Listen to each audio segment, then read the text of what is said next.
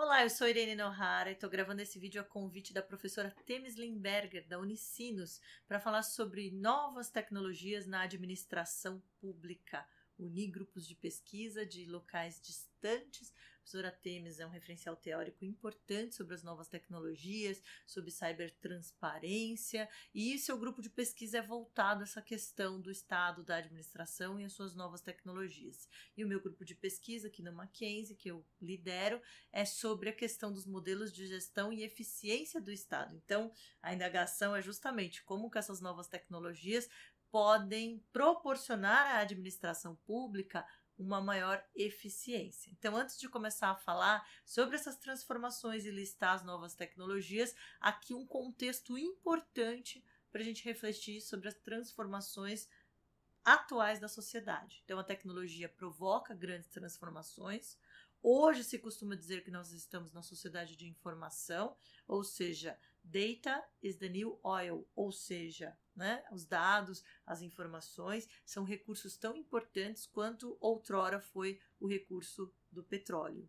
Então, a informação é relevante. Nós estamos diante de uma Lei Geral de Proteção de Dados que entra em vigor em 2020 e a administração ela se volta a transformar e respeitar os direitos em relação a essa questão da proteção de dados, que deve ser feito não só pela administração, mas também pelas empresas, pela indústria, por qualquer um que gerencia dados que são particulares. Do ponto de vista da economia, a tecnologia tem relação também com a inovação, com as transformações do próprio capitalismo. Segundo Schumpeter, economista, a teoria da destruição criativa é aquela em que sustenta que, no fundo, essas transformações tecnológicas são o móvel propulsor da transformação do capitalismo nas suas estruturas. Então, a gente tem novas firmas, novas tecnologias, novos produtos que substituem aqueles produtos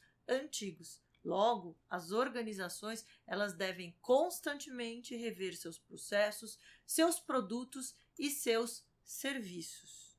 Hoje em dia se fala muito em tecnologia disruptiva porque revoluciona, transforma toda uma cadeia de produção, uma forma de enxergar uma produção. Então, se ontem determinado tipo de produção funcionava, amanhã pode ser que tudo se transforme, Pense nessa indústria dos discos, Pense na indústria editorial diante do advento da internet. A internet foi uma tecnologia disruptiva, pois revolucionou as comunicações. O Pierre Levy analisa bem o quanto a internet, de certa forma, libertou a palavra. Antigamente, para produzir conteúdo era necessária a intermediação de um editor, de uma mídia em particular. Na atualidade, nós temos canal do YouTube, nós temos blog. Qualquer pessoa pode produzir conteúdo e disponibilizar esse conteúdo na web. Então, vejam o quanto isso transformou, o quanto isso fez a indústria editorial ter que se reformular para não ser destruída. Além dessa mudança, nós temos microeletrônica, nanotecnologia, hoje em dia se fala em biomimética, então são aí tecnologias que são para escalas muito pequenas, que imitam a natureza e que transformam os produtos, a forma de produzir os produtos de uma forma mais econômica e de uma forma às vezes mais resistente.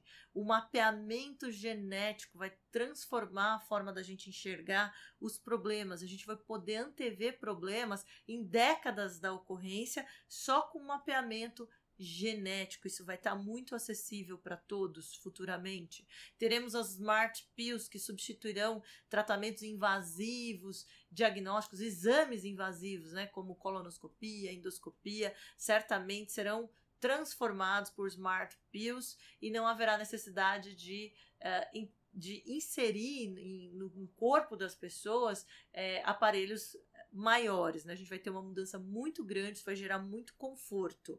Também do ponto de vista dos dados, a gente discute muito Big Data e essa garimpagem de dados a partir dos softwares nos permitirão descobrir causas para inúmeros problemas, inúmeras doenças. A gente tem também, do ponto de vista das investigações públicas, das informações que são arquivadas, a tecnologia de blockchain, que vai permitir arquivar com segurança uma série de documentos e impedir com que esses documentos sejam alterados para garantir, de certa forma, uma integridade desses documentos.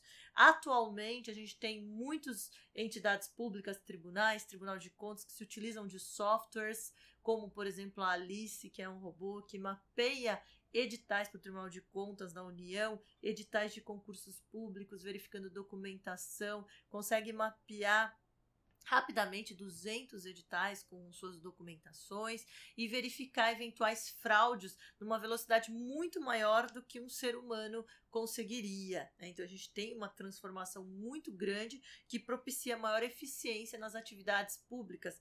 Todas as organizações elas têm que estar, de certa forma, preparadas para a chamada economia 4.0, que é essa grande transformação em que as indústrias estarão conectadas em redes, integradas no seu funcionamento, e isso certamente será agregado com inteligência artificial. A gente tem que discutir até que ponto também isso não vai gerar um desemprego estrutural muito forte. Alguns países da Europa já tomam medidas estatais para capacitação das pessoas diante dessas grandes transformações das tecnologias disruptivas da atualidade. Do ponto de vista da administração também, ela tem que se adequar a essa nova realidade, ela já repensa seus modelos de gestão para agregar eficiência, ela já se adequa à perspectiva, já desde a virada do milênio, ao e-gov, ao governo eletrônico, ela já digitalizou muitos dos seus processos,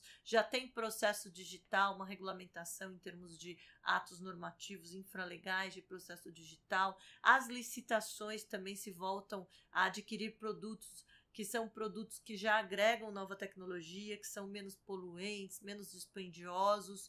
Inclusive, alguns tribunais já estão alterando a sua matriz de produção energética, criando seus painéis de sol para melhoria e para maior eficiência organizacional.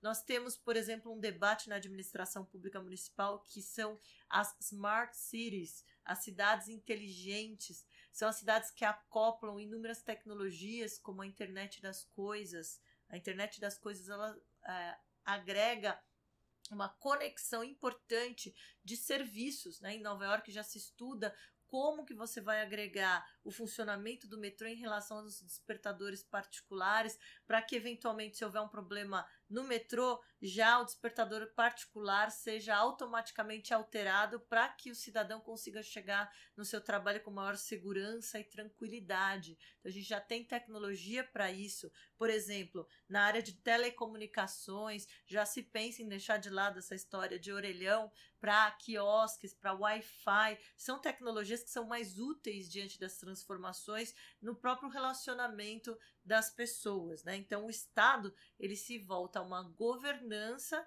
e essa governança deve transformar e acompanhar as transformações tecnológicas no relacionamento entre pessoas, empresas e o próprio governo, que deve permitir também a maior a participação do terceiro setor, com base em acesso à informação. Nós temos também toda uma economia que se mobiliza em torno de startups, que são empresas que acabam competindo com as grandes organizações, pois apresentam soluções técnicas inovadoras, mais baratas, mais acessíveis. Então, essa revolução tecnológica, ela permite um alcance em escala com um custo menor.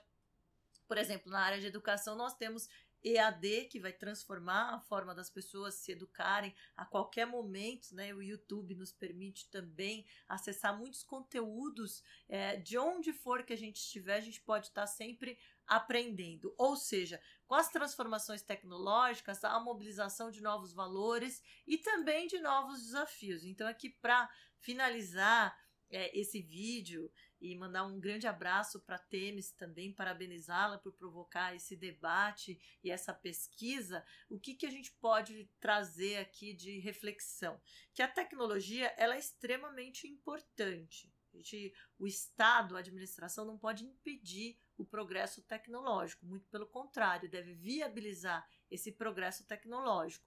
Mas a tecnologia ela pode ser empregada para construir, para salvar vidas e pode ser empregada para destruir, né? Se a gente analisar hoje, esse potencial que existe dos drones nas guerras é assustador.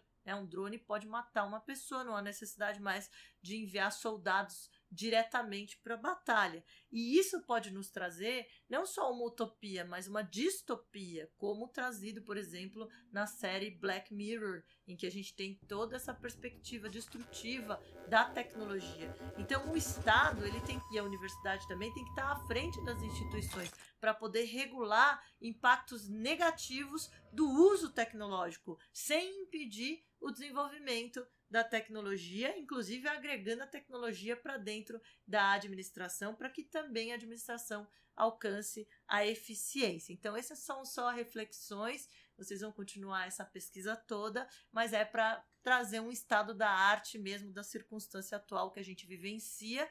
Há anos atrás, a gente não imaginava que essa revolução chegaria tão rápido, né? Na minha infância tinha um programa que chamava Jetsons, que mostrava ali que quem fazia o serviço de casa era um robô, que eles tinham carros que flutuavam, e atualmente essa tecnologia está muito acessível à nossa realidade.